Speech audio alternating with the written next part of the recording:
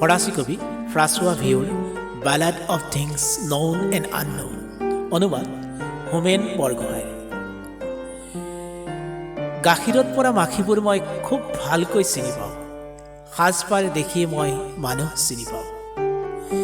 বাহিৰৰ খোলাটো দেখিয়ে মই বাদাম চিনি পাওঁ।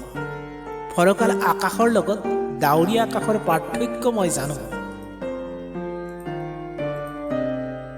গুটি দেখিয়ে মই গছ চিনি পাওঁ।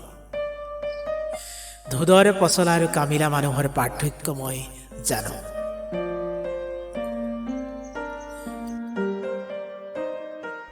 কোনবোৰ ঘেঁহু পোকে খোৱা, কোনবোৰ ভাল, সেই কথা মই জানো। মই এই সকলোবোৰ কথা জানো, নাজানো কেৱল নিজকে।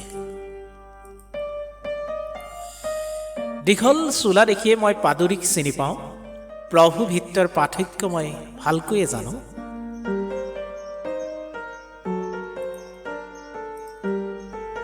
চুলি ঢাকি উৰণি দেখিয়েই মই সন্যাসিনীক চিনি পাওঁ।